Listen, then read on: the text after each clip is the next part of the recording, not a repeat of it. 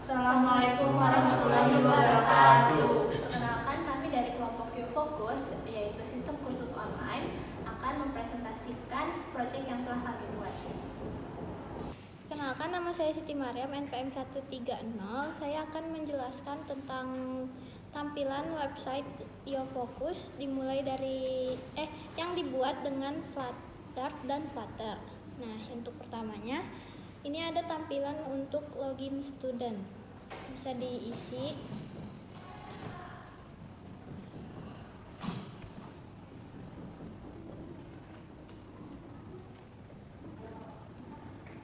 Kalau sudah, kita akan klik yang masuk. Lalu di sini ada tampilan utama dari website kursus online ini. Yang pertama ada lihat semua course, lihat chapter course, ada lihat quiz, ada buat course baru, ada kelola quiz, dan daftar semua user. Dan kita ini login sebagai admin. Terus yang pertama ada menu lihat semua course. Di menu ini kita bisa lihat semua course yang tersedia. Di sini baru ada satu, yaitu course-nya Dart Programming Basic. Bisa dilihat ada deskripsi, harga, kategori, teacher ID sama course ID. Nah, kalau terus kita kembali. Selanjutnya ada lihat chapter course. Karena setiap course itu kan punya chapter tersendiri. Jadi di course yang Programming Basic ada chapter 1, 2, 3. Bisa dilihat juga deskripsi dan ID-nya. Yang ketiga ada lihat quiz course. Ini juga jadi di semua course itu ada tugas tersendiri, yaitu kuis. Ada kuis 1, 2, 3. Jadi kalau kita mau ngerjakan tinggal klik yang kerjakan, tapi itu belum bisa digunakan. Selanjutnya dilanjut dengan ayo. Perkenalkan, nama saya Lestari dengan NPM 0651241139. Di sini saya bakal melanjutin buat course baru. Nah, kita masuk, terus di sini kita tinggal isi data-datanya di sini. Setelah itu dia bakal otomatis ngebuat course. Terus ini judulnya, deskripsinya.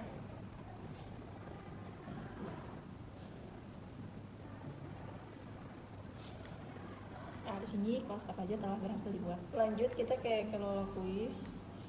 Masuk. Nah, di sini ada lihat kuis sama buat kuis baru. Lihat kuis. Nah, di sini bakal ada beberapa kuis yang bisa langsung dijawab ya.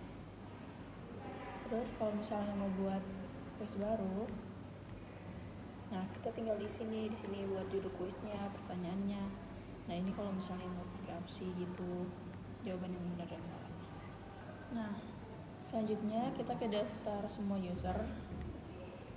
Nah, di sini tuh ada daftar semua user, totalnya ada 8 user yang terdaftar dalam sistemnya. Ada admin utama dan lain-lainnya. Nah, kita juga bisa lihat profilnya di sini. Nah, ini buat profil akunnya.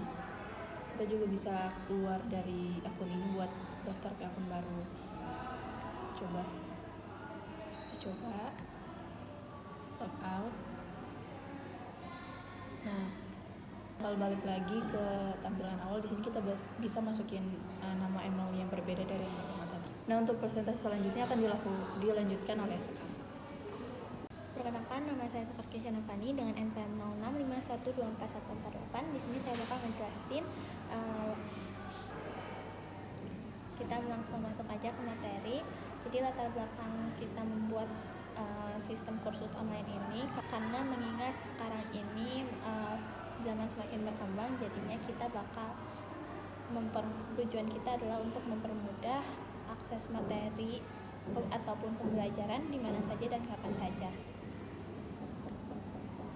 Nah, di sini kita fitur aplikasinya ada manajemen kategori course, manajemen course, login.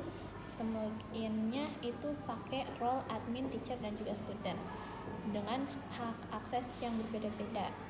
Nah, untuk fitur student itu hanya bisa melihat daftar course, filter berdasarkan kategori, sama lihat detail materi doang. Terus teacher itu bisa mengelola course dan juga nambah, edit maupun menghapus. Nah, untuk admin itu dia bisa mengelola kategori, course, dan juga data user. Untuk penjelasannya di sini user itu kita pakai sistem polimorfisme. Di sini admin user itu terdiri dari admin, student, dan juga teacher. Nah, di sini admin bisa manage hak dari admin itu bisa manage akun student dan juga teacher. Sedangkan student hanya bisa mengakses ke course dan juga kuis kategori chapter. Nah, untuk di sini payment kita belum bisa menerapkannya karena jadi di website itu masih harga default yaitu gratis. Sedangkan teacher itu bisa create dan juga manage course yang isi dari course ini adalah kategori kuis dan chapter. Oke, selanjutnya bakal dilanjut oleh Mariam. Kesimpulannya, aplikasi kursus online ini berhasil menyediakan media pembelajaran yang fleksibel dan mudah diakses sehingga membantu pengguna meningkatkan kemampuannya. Selain itu, aplikasi ini juga telah menerapkan konsep pemrograman berbasis objek, baik melalui pengelolaan user, course, dan hak akses admin, teacher, serta student. Aplikasi ini menjadi sarana pembelajaran praktis bagi mahasiswa dalam mengembangkan sistem berbasis objek yang terstruktur dan fungsional. Perkenalkan, nama saya Geraldine Walu akan menjelaskan penerapan pilar-pilar PWO di kode kita. Jadi yang pertama itu ada encapsulation. Di pilar pertama ini yaitu encapsulation. Konsep ini terlihat ketika seluruh tampilan dan logika dashboard dibungkus ke dalam satu kelas, yaitu kelas student dashboard. Selain itu, terdapat metode build menu option yang bersifat private sehingga detail pembuatan menu tidak bisa diakses dari luar kelas. Dari bagian ini, lalu di sini juga terdapat inheritance, yaitu pilar kedua pada kode ini. Ada extends. Jadi kode ini terdapat student class dashboard yang mewarisi kelas dari stateless widget. Dengan pewarisan ini, kelas dapat menggunakan metode build dan fitur widget Flutter lainnya.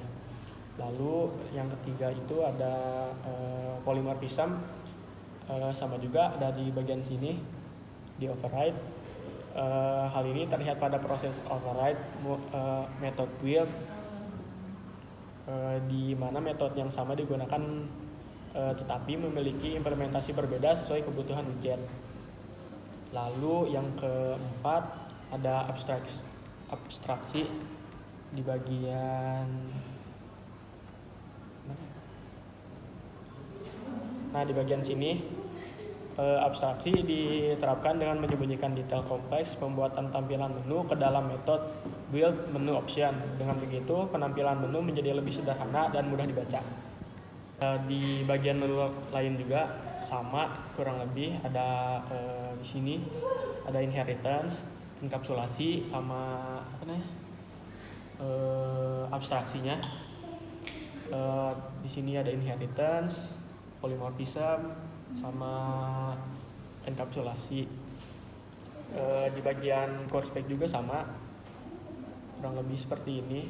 Course spec, extend dari stateless widget. Di bagian create juga sama, sedikit berbeda. Di sini ada yang override itu polymorphism. Lalu di bagian create ke atas, sama seperti bagian sebelumnya yang create course, terdapat polymorphism juga di sini, dan inheritance-nya juga dari extend dari stateful widget. Di bagian login sama juga seperti sebelumnya, dari bagian loginnya, login page-nya extend dari stateful widget. Lalu di sini polymorphism-nya juga sama. Di manage quiz kurang lebih sama juga seperti bagian-bagian sebelumnya. Dimana di sini manage quiznya extend dari stateless widget, di sini polymorphismnya juga mirip-mirip, sama malah. Terus bagian profile sama juga, profile page extend dari stateful widget, di sini polymorphismnya juga. Bagian quiz sama seperti sebelumnya. Di bagian sini juga sama, class register extend dari si stateful widget, ada polymorphismnya juga sama. Lalu di sini stadium dashboard yang tadi, di sini yang terakhir bagian user, kurang lebih sama juga seperti sebelumnya, si usernya extend dari stateless full widget. Terus di sini overriding juga ada di bagian polymorphismnya. Sekian presentasi dari kelompok kita, kurang lebihnya mohon dimaafkan. Wassalamualaikum warahmatullahi wabarakatuh.